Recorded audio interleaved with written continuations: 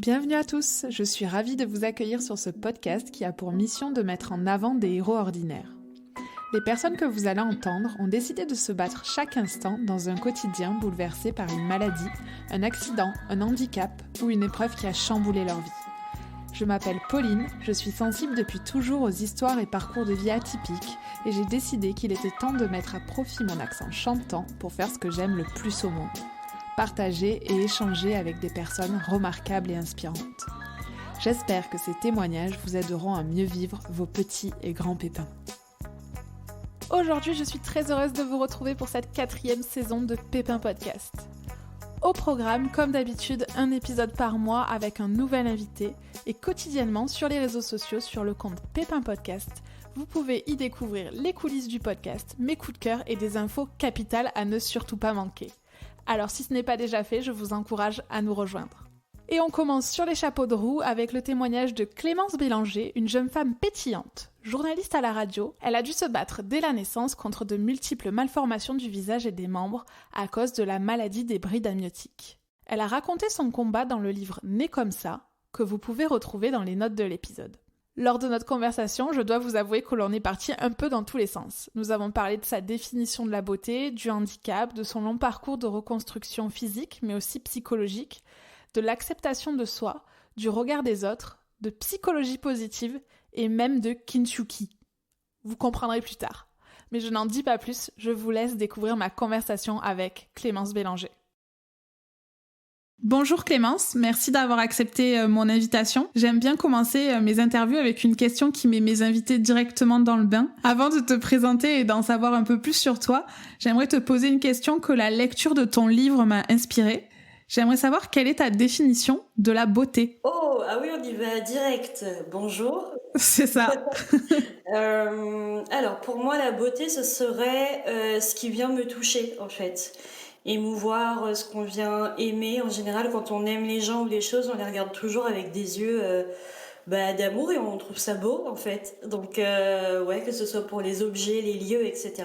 À partir du moment où ça vient nous toucher quelque chose chez nous, c'est beau. Donc avant de poursuivre, est-ce que tu peux te présenter en quelques mots ? Je m'appelle Clémence, j'ai 28 ans, j'ai commencé une carrière de journaliste à la radio qui a évolué ensuite vers l'écriture et qui, il y a 2 ans, m'a amenée à écrire ma propre histoire, mon autobiographie, donc dans le livre Né comme ça que tu as lu il n'y a pas longtemps, je crois. C'est ça. Afin d'encore mieux te connaître, j'ai préparé quelques questions brise-glace. Alors, est-ce que tu peux me donner un chiffre entre 1 et 5 ? 1, du coup. La question 1, c'est si tu pouvais choisir 2 personnalités pour aller au restaurant, qui choisirais-tu ? Ah, j'ai le droit à tout le monde, vivant, mort, personnage historique, tout. Oui, pas de limite. Je dirais Frédéric Lopez et Florence Foresti. Frédéric Lopez parce que je trouve que c'est un des meilleurs intervieweurs qu'on puisse avoir en France, dans le paysage télévisuel français. J'adore vraiment cet homme-là, j'adore l'univers qu'il arrive à créer pour vraiment inciter les gens à s'ouvrir, mais sans être intrusif non plus. Enfin, il manie vraiment cet exercice-là avec beaucoup de bienveillance. Et moi, c'est quelqu'un qui m'inspire beaucoup. Et Florence Foresti, c'est plus pour le côté rigolade. Parce que Frédéric Lopez est très gentil, très bienveillant. Mais je pense que pour donner un peu de rythme, Florence Foresti, c'est une de mes humoristes préférées. Et j'ai jamais eu l'occasion de la rencontrer. Donc là, ça pourrait être l'occasion autour d'un resto. Voilà, c'est un kiff perso. Ouais, je pense que je m'incrusterai au resto puisque Frédéric Lopez c'est aussi un modèle pour moi que je le trouve très humain et en deuxième modèle de journaliste j'aime bien Karine Le Marchand aussi. Ah, je connais moins, c'est L'amour est dans le pré, c'est ça ? Oui. Ouais, alors je l'émission, mais je vois évidemment qui est Karine Le Marchand. Ok, donc on va poursuivre. Si je t'ai proposé de participer au podcast, c'est que je t'ai rencontré, je t'ai découverte il y a quelque temps lors d'une visio où tu abordais la maladie qui t'a touché dès l'enfance, même dès la naissance, j'ai envie de dire, même avant la naissance. Avant, ouais. Est-ce que tu peux nous en parler un peu plus, s'il te plaît? Oui, je suis née avec la maladie des brides amniotiques. On parle de maladie des brides amniotiques ou de syndrome des brides amniotiques d'ailleurs. C'est une maladie qui touche très très peu d'enfants. Donc quelque part, heureusement qu'elle n'en touche pas beaucoup, mais en même temps, elle en touche pas assez pour qu'on en fasse un vrai sujet d'étude, pour qu'on fasse vraiment des recherches. Pour tout ça, ça demande de l'argent.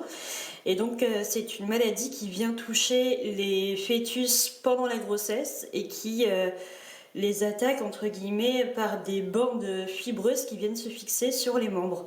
Donc, parfois, ça peut être une cheville, un doigt, ça peut aussi toucher le visage. Et dans mon cas, ça a touché les deux mains, les deux pieds et le visage. Et est-ce qu'on connaît la cause de cette maladie ? Non, toujours pas. Il n'y a pas d'études vraiment faites à ce sujet. Et en même temps, je dois t'avouer, pour être très honnête, que même s'il y avait des études, je pense que je serais au courant, mais c'est pas forcément des infos que je vais chercher. Je sais que dans mon cas, ça pourra plus rien changer maintenant. Mais non, je crois qu'on l'explique toujours pas. Cette maladie, elle est encore même très mal connue par le personnel médical, en fait. Des médecins, etc. Parfois, c'est à moi d'expliquer à peu près ce que c'est que cette maladie. Alors ensuite, évidemment, les médecins se renseignent, etc.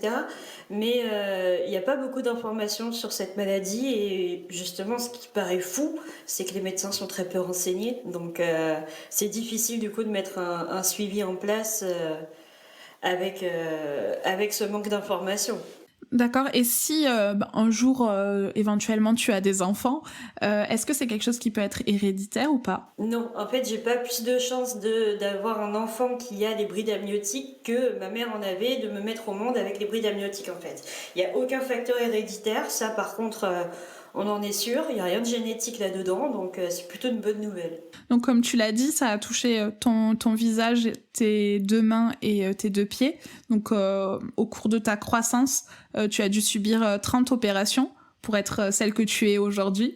Et j'aimerais savoir si à chaque opération, on te donnait le choix de la faire ou pas, ou finalement la question ne se posait pas. Et ma deuxième question, c'est quelle enfance on a quand on a passé autant de temps dans les hôpitaux ? Alors déjà, est-ce qu'on m'a donné le choix? Je dirais que sur les toutes premières chirurgies, non. Mais en même temps, la première chirurgie, j'avais 11 mois. Donc, bon, on peut être partie prenante, mais au final, c'est quand même très très abstrait. À 11 mois, on se rend pas compte de ce qui se passe. Moi, d'ailleurs, j'ai pas de souvenirs.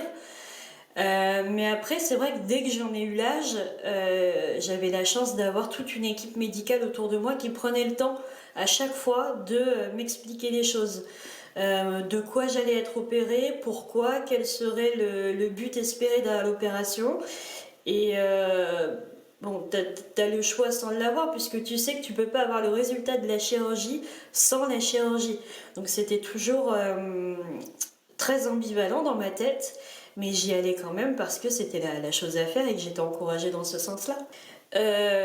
Moi, j'ai vraiment le sentiment d'avoir eu une enfance profondément normale. En fait, en dehors de mes passages à l'hôpital, j'ai eu une enfance, tout ce qu'il y a de plus classique. En fait, j'ai joué au même jeu que n'importe qui de mon âge. J'ai regardé les mêmes séries télé, j'ai usé mes genoux avec mon frère sur les vélos, on jouait dehors, etc. Donc à la fois j'ai l'impression d'avoir eu une enfance profondément banale en fait, qui peut-être ne vaut même pas le coup d'être racontée tellement c'est celle de tout le monde. Et en même temps, c'est vrai que moi j'avais cette particularité où je passais une bonne partie de mes vacances scolaires à l'hôpital. Et alors ça peut paraître dur, hein, mais moi j'en ai pas forcément un souvenir. Enfin, c'était pas forcément le plus dur en fait pour moi de savoir que les camarades allaient faire du ski, allaient parfois apprendre à nager, etc. Moi je savais que je le ferais en fait.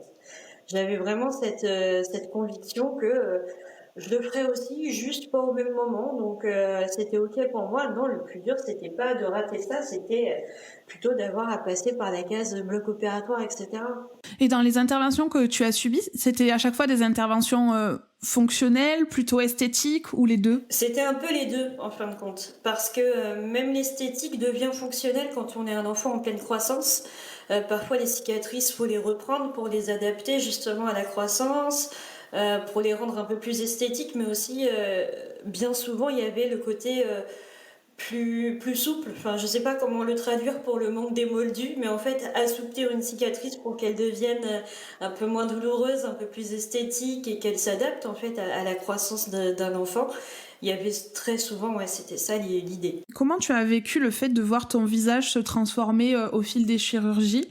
Est-ce que du coup se pose la question de l'identité, de qui on est, ou ça ne changeait pas à chaque fois de façon assez radicale pour t'interroger sur ça? Ouais, si, c'est une question qui est arrivée dans ma tête très tôt quand même, parce que c'est vrai que autant la chirurgie en elle-même venait changer mon visage, mais c'est surtout la première fois que je me voyais après une chirurgie qui était compliquée, parce que pour le coup, il y a beaucoup d'hématomes, c'est très gonflé, et là, on ne se reconnaît pas dans le miroir, clairement. Faut s'imaginer un peu comme si on venait de se faire tabasser dans la rue, un petit peu, hein. On est sur un délire de cet esprit-là. Et ça, c'était compliqué parce qu'en fait, je savais que le temps ferait les choses, que mon visage allait dégonfler, retrouver ses couleurs naturelles. Et en même temps, le résultat, il se dessine vraiment avec le temps et pas en un coup de baguette magique.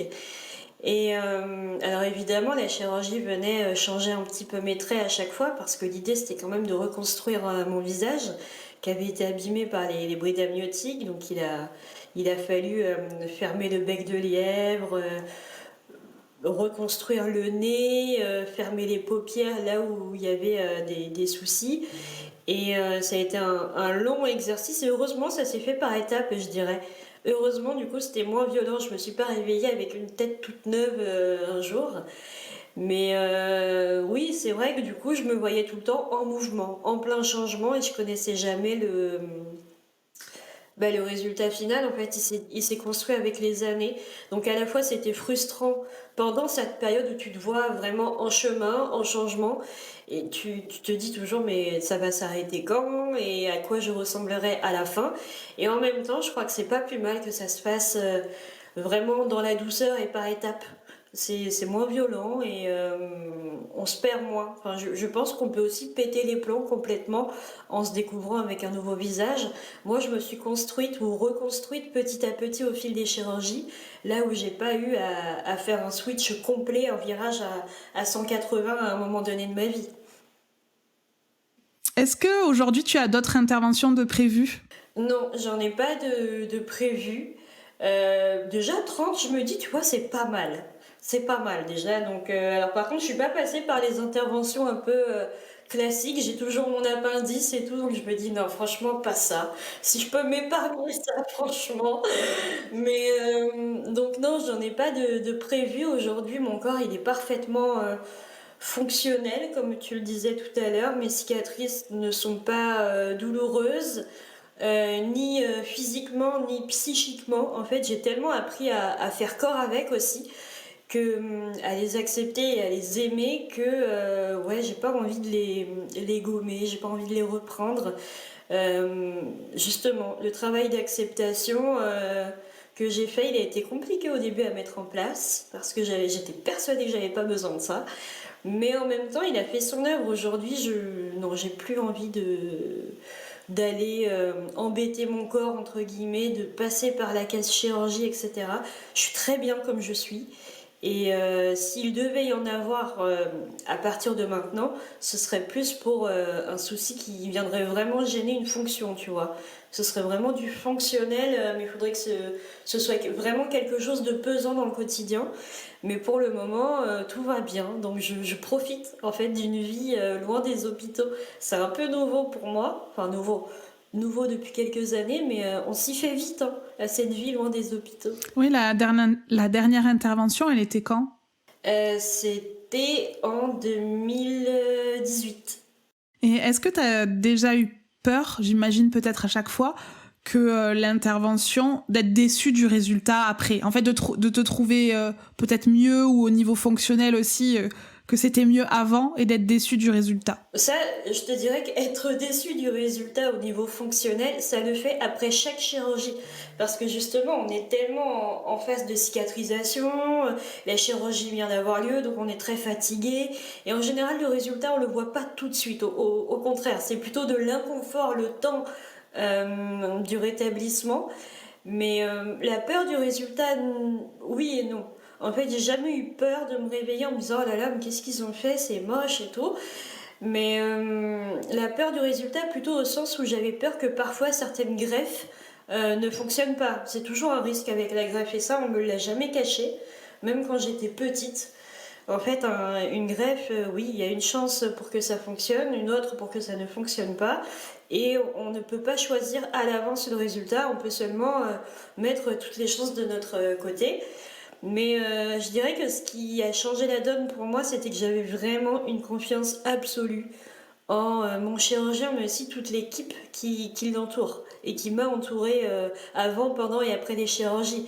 Le fait d'avoir vraiment une équipe médicale ouais, sur qui on sent qu'on peut compter, en fait, avec qui il y a un vrai lien de confiance et un vrai lien humain, je trouve que c'est quand même précieux. Et je dirais même que c'est la clé pour tout soin, en fait. Que ce soit pour une opération bénigne ou pour un suivi long. Et l'idée, c'est quand même de s'entourer de gens en qui on a confiance. On leur confie quand même nos corps et nos vies. Donc, partant de ce principe, on ne peut pas le faire totalement avec quelqu'un en qui on n'a pas confiance. Ou en tout cas, je pense sincèrement que ça peut mettre en péril le résultat du soin. On te parle souvent de ton visage et un peu moins de tes mains ou de tes pieds. En tout cas, c'est ce que j'ai l'impression. Est-ce que tu as dû subir aussi des interventions et aujourd'hui, quelles sont les séquelles en fait que tu as au niveau de tes membres? J'ai un de mes pieds, le pied gauche est totalement paralysé. C'est-à-dire que je n'ai aucune sensation jusqu'à la cheville. Ça, c'est vrai que j'en parle, je crois pas en avoir parlé dans mon livre. Je crois pas l'avoir fait depuis non plus sur mes réseaux. Mais du coup, c'est vrai que c'est... Bon, moi, je sais faire avec, hein. Ça fait 28 ans que je l'ai. Aujourd'hui, bon, mon cerveau a l'habitude. Mais c'est vrai que pour beaucoup de gens, ça paraît complètement fou de me dire, mais là, tu sens rien. Si je te verse de l'eau, tu sens rien. Mais non, je ne sens rien sur ce pied. Et je pense que le cerveau s'adapte, en fait. Rapidement, si je dois l'analyser, les sensations que j'ai pas dans mon pied, je les retrouve un peu dans ma jambe. Le sol sous mon pied, je sais qu'il est là parce que ça vient résonner dans ma jambe, etc. Mais donc ça, c'est quand même une séquelle, même si bon, elle est plus rigolote, elle est plus rigolote qu'autre chose. Mais oui, j'ai subi des opérations. D'ailleurs, ce pied-là aurait pu être amputé quand j'avais 1 an et demi, je crois. Il était tellement mal vascularisé quand je suis née que l'équipe médicale s'est dit est-ce que c'est clairement un membre qui est viable ou pas? Et donc après analyse, recherche, etc., ils se sont dit bon, on va lui laisser, il est quand même vascularisé, on va lui laisser et voir ce que ça donne dans la durée. Et aujourd'hui, je suis bien contente au final parce que sa fonction, au moins, il l'a remplie. Donc ça, c'est plutôt une bonne nouvelle. Et au niveau des mains, j'ai eu, oui, aussi des chirurgies pour justement faciliter la fameuse préhension. Je ne sais pas comment le traduire pour les moldus, c'est pareil, ça c'est des mots qu'on apprend très très tôt quand on est concerné, mais qu'on ne connaît pas même à l'âge adulte quand on n'est pas concerné par ces questions-là. Mais en gros, c'est l'espèce de pince entre le pouce et les doigts, quoi. Et donc oui, ça a été des greffes également. Mais aujourd'hui, je dirais qu'il n'y a pas de séquelles particulières, à part peut-être une sensibilité au froid, vraiment. Le froid et l'humidité en hiver, c'est vraiment mes bêtes noires parce que ça vient assécher la peau, assécher les cicatrices et du coup ça peut réveiller des douleurs, des douleurs de membres fantômes aussi parfois. Moi j'ai pas été amputée, j'ai été amputée in utero du coup par les bruits amniotiques, mais visiblement les douleurs que j'ai décrites, ça s'apparente un peu à ça. Oui, des douleurs neuropathiques. Ouais, c'est ça. Alors pareil pour les moldus, les douleurs de membres fantômes, c'est quand on a mal ou on a une gêne, en tout cas une partie de notre corps qu'on ne possède pas ou qu'on ne possède plus. C'est ça, et pour ce qu'on décrit, ça peut être des sensations, c'est des sensations pas très positives, hein, donc ça peut être des sensations de picotement, de brûlure. Ouais, moi ça démarre souvent par une démangeaison, mais vraiment un truc qui rend dingue. Mais ça démarre souvent comme ça, et si je n'arrive pas à calmer les choses rapidement, quand ça s'installe après, c'est galère. Et comment tu fais pour calmer les choses? Alors, il n'y a pas de technique en fait, j'ai pas de traitement, parce que les traitements qu'on peut proposer sur ce genre de douleur, c'est des traitements très très lourds. Et franchement, j'ai pas envie d'être assommée par les médicaments. Moi, j'essaie plutôt d'éviter l'humidité, le froid en hiver, porter des gants. Je suis quelqu'un qui prend pas mal de bains l'hiver aussi. L'idée, c'est de réchauffer et de. Ouais, en général, au bout d'un moment, ça finit par passer, ou alors je prends mon mal en patience, comme on dit, mais moi, je dirais garder une peau bien hydratée et bien au chaud, peu importe la saison, moi, c'est des choses qui m'aident. Il y a un peu plus d'1 an, tu as sorti un livre donc pour raconter ton histoire. Il s'appelle Né comme ça. Et sur la couverture, il y a un bol cassé et réparé avec des feuilles d'or.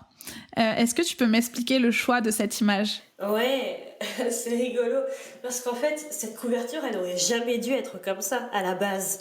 Mon éditeur m'avait demandé de réfléchir à une couverture, euh, et j'y avais réfléchi pour de vrai, hein, mais j'avais vraiment pas d'idée. Et je sais pas, 2, 3 semaines après, il m'a appelé, il me dit Clémence, voilà, qu'est-ce qu'on fait concrètement?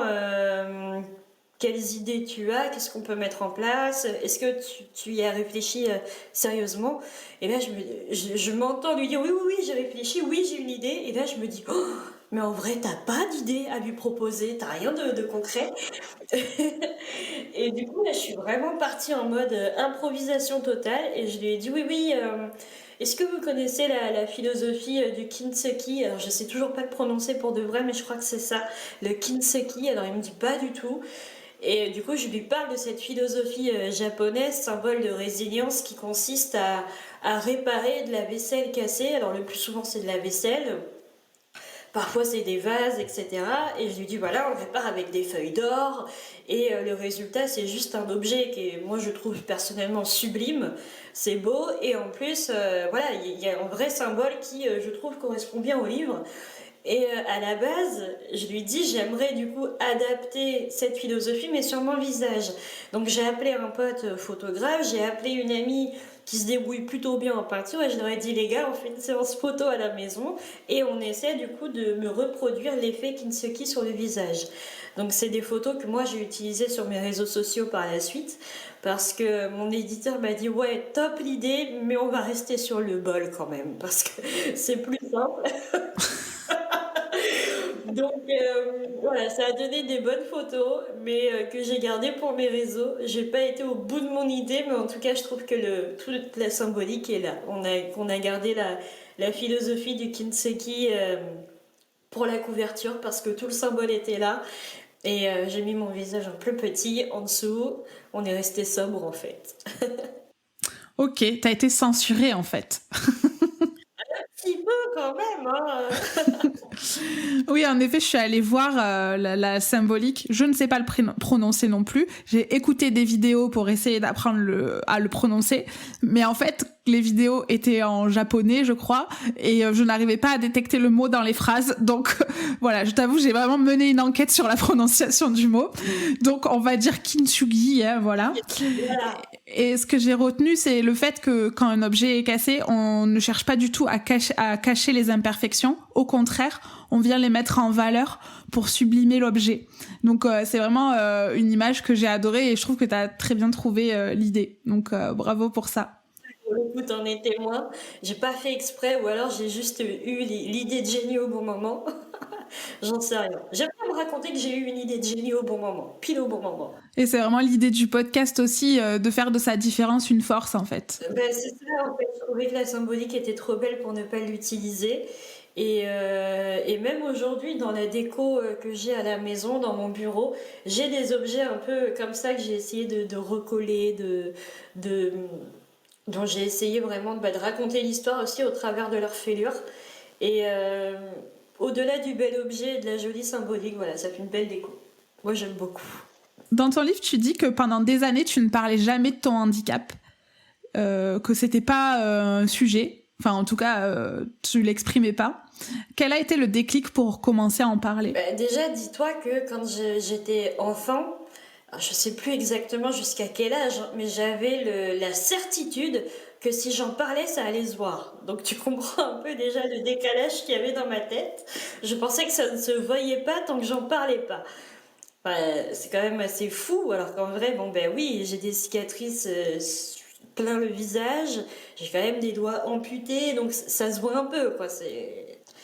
Et ouais, je pense que en grandissant, je sais plus vraiment vers quel âge, mais je savais au final que ça se voyait quand même, puisque des gens me posaient des questions. Mais je restais vraiment convaincue que moins j'en parlais et moins j'en faisais un truc important, moins ça le serait pour les gens. Mais en fait, c'était l'inverse qui se passait. C'est qu'au final, quand tu fais de quelque chose un tabou prend de plus en plus de place tant que tu ne le détaboutises pas. Ça se dit pas du tout détaboutiser. Je suis pas sûre.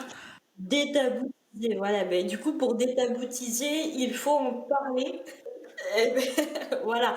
Mais en tout cas, le fait d'en parler permet vraiment de calmer les choses et ben oui, de répondre aux questions des autres et de mieux vivre ensemble en fait. Parce que vivre ensemble c'est bien, mais je crois que l'idée c'est quand même de kiffer ensemble, de bien vivre ensemble. Et ça passe vraiment par le fait ouais, d'aborder et de déconstruire. Vraiment, j'irais jusqu'à déconstruire les idées comme ça qu'on peut avoir.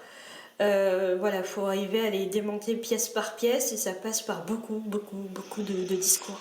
Aujourd'hui, j'en parle beaucoup et effectivement, plus j'en parle et moins c'est un sujet de questions, etc. Et moins... Ouais, j'ai pas de chute à cette phrase.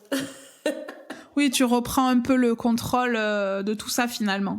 Je sais pas si je dirais le contrôle, parce que j'ai vraiment pas l'impression de contrôler.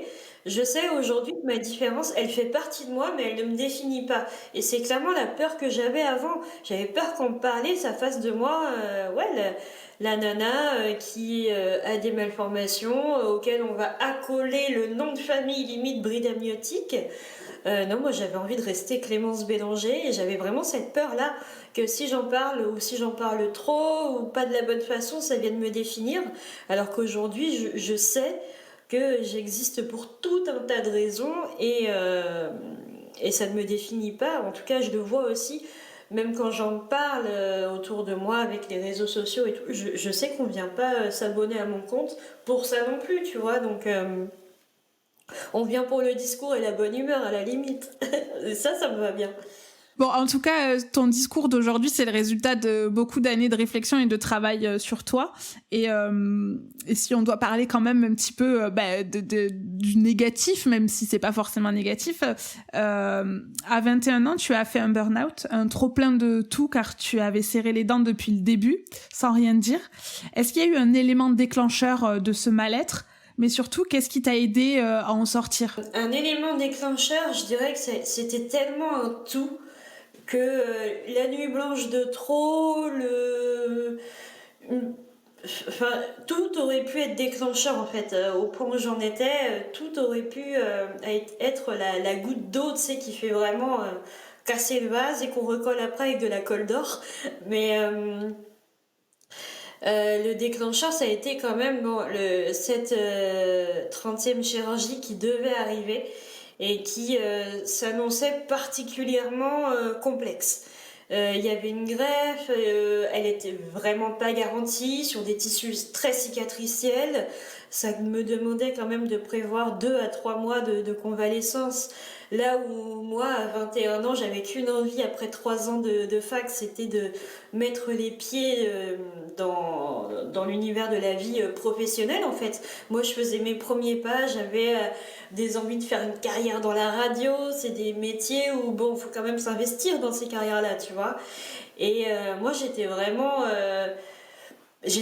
à fond dedans, vraiment. J'étais là-dedans et je me disais, oh là là, perdre 3 mois, ou c'est une chirurgie de la bouche en plus.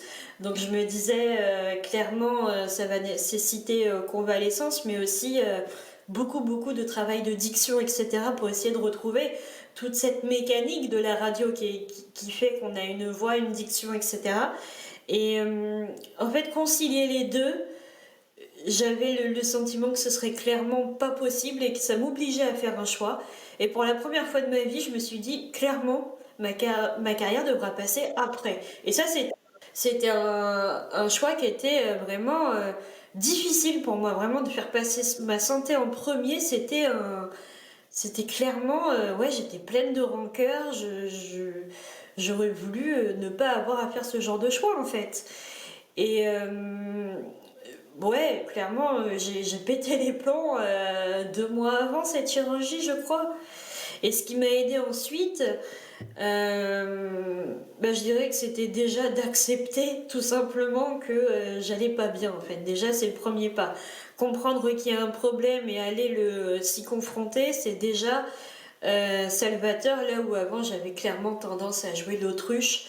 Et le problème était déjà là, hein, et il était toujours aussi important, mais j'étais persuadée que si je ne le regardais pas, euh, un peu comme ma différence, hein, j'étais persuadée que si j'en parlais pas, si je m'en occupais pas, alors ça n'existait pas. Il n'y a que dans le monde des enfants qu'on peut avoir ce genre de mécanique mentale.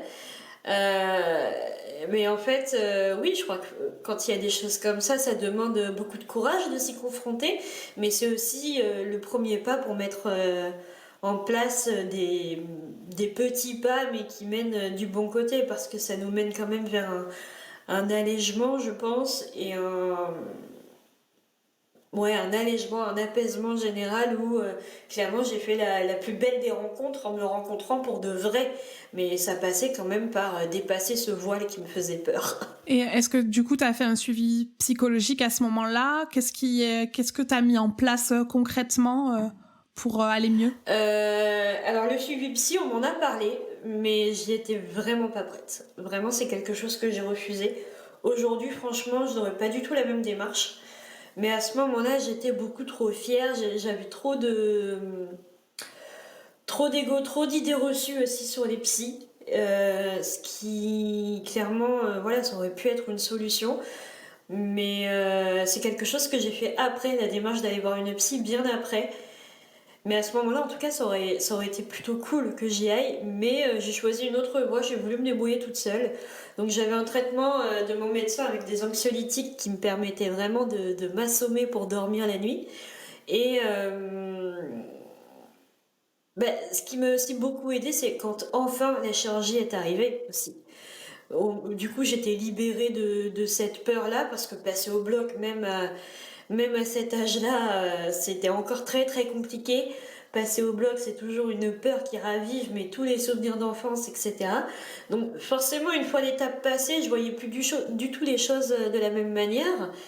Mais non, je dirais que ce qui m'a aidé, c'est vraiment d'avoir cette ouverture d'esprit, d'avoir aussi ce temps, en fait, d'avoir tout le temps du monde, enfin le temps d'un été en tout cas, mais tout le temps de mes journées, etc., pour pouvoir m'introspecter, vraiment savoir où j'en étais dans ma vie, ce que je voulais, ce que je ne voulais plus, me dire clairement, un burn-out, si c'est pas l'heure du bilan, je ne sais pas ce que c'est.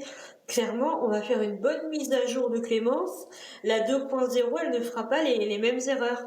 Et ça m'a vraiment, ouais, permis de me reconstruire. En tout cas, je dirais, il y avait eu la reconstruction physique, et là, ça m'a vraiment permis de me reconstruire de manière psychique, avec tout ce chemin chirurgical qui avait été le mien avant, où clairement, je me suis pas interrogée sur ces questions-là. Moi, je disais toujours oui, oui, ça va, oui, oui, ça va, mais parce que j'avais pas envie de m'entendre dire aussi que ça n'allait pas de temps en temps. Et j'avais toutes les raisons du monde que ça n'aille pas. Et ouais, le fait d'avoir vraiment accueilli, je dirais tout ça, accueillir le fait que j'avais jamais témoigné de colère ou quoi que ce soit, mais clairement j'avais de bonnes raisons pour être en colère. Accueillir vraiment tous ces trucs-là, et clairement ce qui m'a beaucoup aidé du coup, c'était vraiment de m'autoriser à ressentir tout ça, et de m'autoriser à laisser sortir toute cette colère, toute cette peine aussi que j'avais pu ressentir en l'étouffant, et vraiment ouais, je crois que je me suis fait un beau cadeau quand je me suis vraiment permis d'accueillir et ouais, de sortir tout ça en fait. Tout ce que j'avais étouffé pendant des années, là j'ai pu le sortir enfin. Et ouais, ça a changé ma vie au sens où j'étais plus la même après, hein. J'ai été allégée de tout ça, donc forcément que ça bouscule des choses et que ensuite on ne fait pas, j'allais dire les mêmes erreurs. En tout cas, on ne fait pas les mêmes choix. Ça reviendrait à dire que certains sont des erreurs et d'autres de bonnes idées. Je crois pas. En tout cas, je ne fais plus les mêmes choix et ça ne m'emmène plus vers les mêmes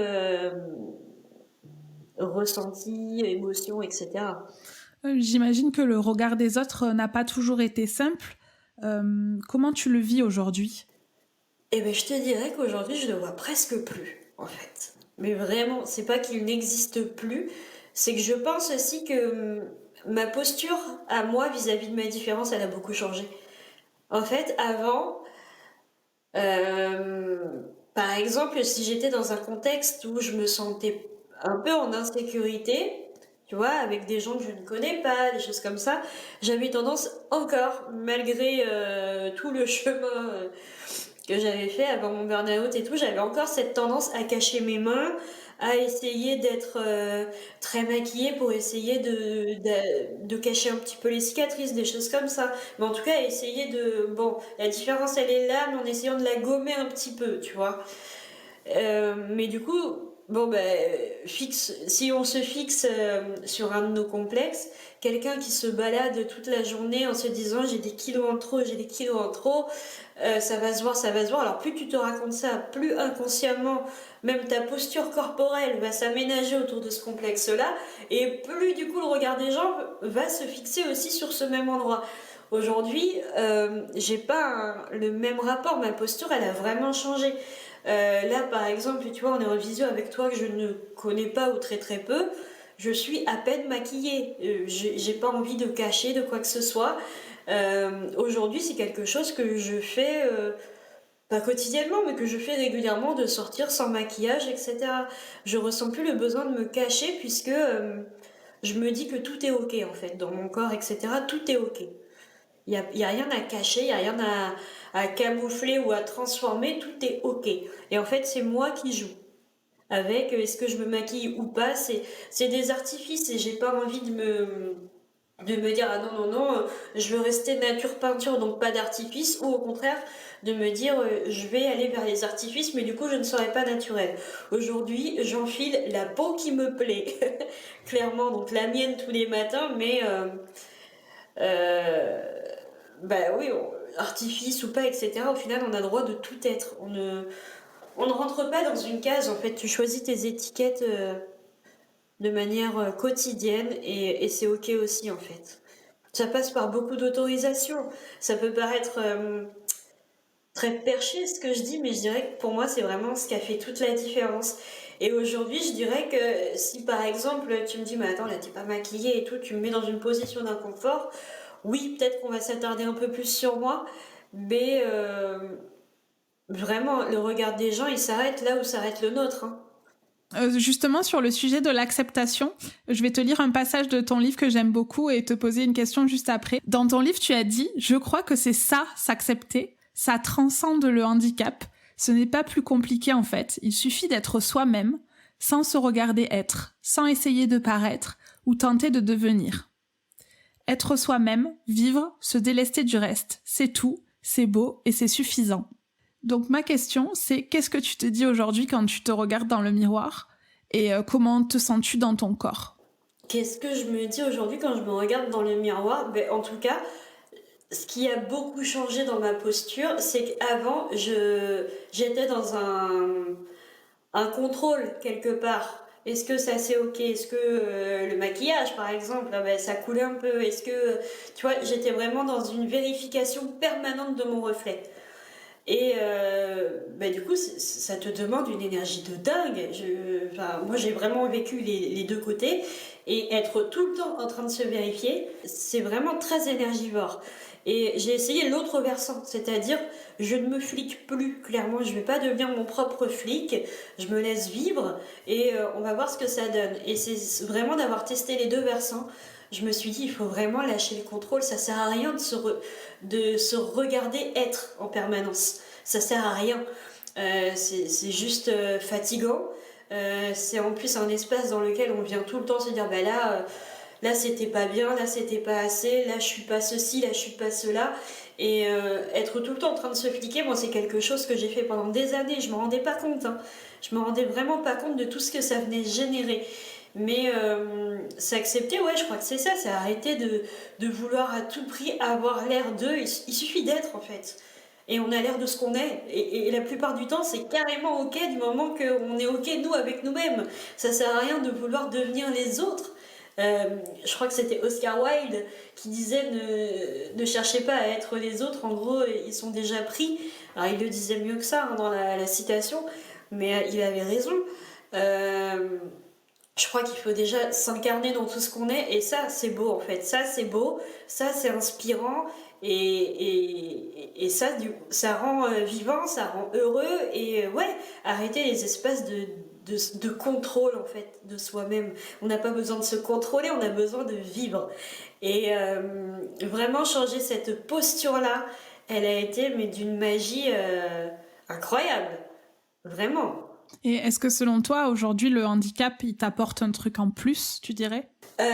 J'ai revu, il y a plein de mots comme ça, où clairement j'ai revu la définition de ce que je m'en faisais.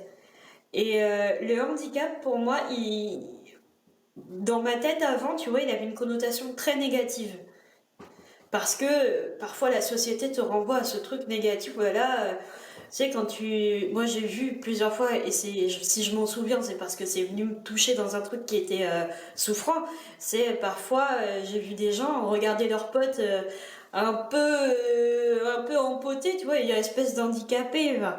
Et moi, c'est des mots où je me suis dit, mais c'est pas possible qu'ils soient utilisés comme ça, en fait. C'est pas possible que ça devienne une insulte. C'est pas possible. Donc, comment est-ce que tu veux t'approprier un mot qui, bon, te définit d'une certaine manière, ou en tout cas dans une partie de toi-même, alors qu'il peut être connoté de manière aussi négative dans la société. C'est quelque chose qui était impossible pour moi, et du coup, vraiment, revoir la définition que moi je donnais à ce mot-là m'a aidé. Aujourd'hui, oui, je sais que je porte un handicap, mais je ne dirai jamais que je suis handicapée. J'en suis pas capable. Mais pour moi, le handicap, il n'est ni positif ni négatif. C'est une opportunité, en fait. Une opportunité, et moi j'ai choisi d'en faire une opportunité pour être tout ce que je suis pleinement, peut-être me poser des questions sur la vie un peu plus tôt que d'autres, ou peut-être que d'autres ne se poseront jamais, mais en tout cas c'est une opportunité pour s'incarner dans tout ce qu'on est. Moi ça a été la mienne, et j'ai oublié ta question, j'ai encore dévié, mais... Mais je te demandais si c'était un truc en plus, mais à travers tes mots, je comprends que tu vois, on va dire, ce qu'on appelle le handicap comme une différence, et que finalement, une différence, ça peut être tout à fait positif. D'ailleurs, aujourd'hui, être différent, c'est plutôt une chance. Mais en fait, j'en fais pas un outil de comparaison de mon handicap. Donc, c'est ni un truc en plus, ni un truc en moins. C'est un truc, tu vois. Et après, c'est dans ce qu'on en fait. Mais vraiment, après, je comprends tout à fait. Tu vois, les gens qui ont envie de se dire que c'est leur truc en plus, que leur différence les amène à se dépasser, même sportivement, par exemple. Je pense au handisport, etc. Pour beaucoup, ça a été une vraie thérapie de se lancer à corps perdu dans le sport, et ensuite de pouvoir rapporter des médailles, etc. Moi, je trouve ça trop beau. Je suis la première consommatrice de contenu comme ça, où clairement les belles histoires, oui, c'est inspirant. Mais je pense que... Oui, ça peut mettre aussi une pression. Et c'est vrai, quand j'ai des discussions parfois avec des auditeurs ou des invités, de est-ce que quand on a une différence, un handicap, on doit forcément en faire une force ? Et c'est vrai que ça peut être une pression supplémentaire, en fait, se dire comment je fais, il faut absolument que je rebondisse, que j'en fasse quelque chose, que ce pépin ou ce problème qui peut être quelque chose de négatif, en faire forcément quelque chose de positif. Et c'est vrai que moi, en tout cas, avec le podcast, c'est pas ça le discours. Mais forcément, pour que des gens aient envie d'écouter des parcours et des histoires, aujourd'hui, on est forcément obligé de dire mais attendez, il y a quelque chose à raconter derrière tout ça, et si c'est positif, ça va plus attirer les gens, mais ça veut pas dire que les personnes qui vivent simplement leur vie sans faire des trucs extraordinaires ont moins de choses à raconter, quoi. Enfin, je sais pas ce que t'en penses. Oui, oui, complètement, je suis entièrement d'accord avec toi. C'est plein de gens en ont fait une force et justement ont ce discours du le handicap peut être positif, etc. Mais en vrai, il l'est pas toujours. Et moi, je suis un peu contre les concepts prémâchés entre guillemets. La psychologie positive à tout prix, je trouve qu'en fait, elle n'a aucun sens à partir du moment où elle sonne un peu fake. En fait, il faut que ça vienne du fond des gens. Et je pense que peut-être que certaines personnes peuvent être justement tentées d'avoir ces discours très positifs, etc. Mais si c'est pour faire comme les autres ou faire de la psychologie positive à tout prix, je trouve que ça casse vraiment le truc. Faut que ce soit vrai. Et dans ces cas-là, bah, faut aussi parler des côtés peut-être un peu plus sombres et les phases un peu plus dures. Et c'est pour ça que moi, je n'irai jamais cacher le fait que j'ai fait un burn-out. Je n'irai jamais enjoliver les choses. Je l'ai fait pendant quelques années, justement, pour ce côté non, non, je vais bien, sa fiche est battante, etc. Parce que c'est aussi ce que les gens attendent de nous. Mais en fait, j'ai compris aussi aujourd'hui que les gens ont surtout besoin qu'on soit nous-mêmes et qu'on soit vivant en fait, qu'on soit vivant, en bonne santé. Et la santé mentale, c'est quand même une grande partie de la santé tout court. Donc, moi, je suis pour dire la psychologie positive à tout prix, le body positive, etc. Faut que ça sonne vrai pour que ça marche en fait. Donc arrêtons ces injonctions-là. C'est comme les concepts de résilience, hein. La résilience, c'est un joli mot qui est assez à la mode quand même, je trouve, depuis quelques années. Mais faut pas que ça devienne une injonction à la résilience à tout prix dans tout ce qu'on vit dans la vie. Parfois, juste prendre le temps d'être triste et en colère, c'est carrément ok et c'est même beaucoup plus sain d'avoir ce temps-là, en tout cas, pour pouvoir ensuite construire des choses pour de vrai. Mais vouloir se mettre dans une résilience à tout prix parce que c'est beau chez les autres, etc., c'est pas possible. C'est pas possible. On n'est que des humains, en fait. Acceptons toutes les parts de nous-mêmes. Merci de dire tout haut ce que je pense dans ma tête. Euh, et on arrive aux questions de la fin. C'est des questions que je pose à tous mes invités qui sont tout le temps les mêmes. Donc ma première question, c'est si tu avais une baguette magique, qu'est-ce que tu dirais à la Clémence de 5 ans? Oh, qu'est-ce que je lui dirais? J'y réponds un peu dans mon livre à la fin, je crois. Mais qu'est-ce que j'ai écrit dans mon livre? Non, je crois que je lui dirais rien. Parce qu'au final, j'ai vraiment ce sentiment que quand j'avais 5 ans, je savais tout. Et que après, c'est tout le jeu aussi de l'adolescence et de la vie. C'est que à 5 ans, moi j'avais vraiment le sentiment que je. Enfin, j'ai le sentiment aujourd'hui plutôt que j'avais déjà accès à tout ce qui comptait et que je l'ai un peu oublié. Et l'idée, elle est plutôt de se reconnecter à ça par la suite. Donc je lui dirai rien parce que dans le fond, elle sait tout. Mais et dans le fond, elle n'a pas eu besoin de mes mots d'aujourd'hui pour mener sa vie jusqu'à aujourd'hui. Donc je lui dirai rien, je me contenterai de lui faire un bon gros câlin. Est-ce que tu as un livre, un podcast, un film ou une musique dont tu as envie de nous parler? Ah, un livre, j'ai ma bibliothèque là devant moi.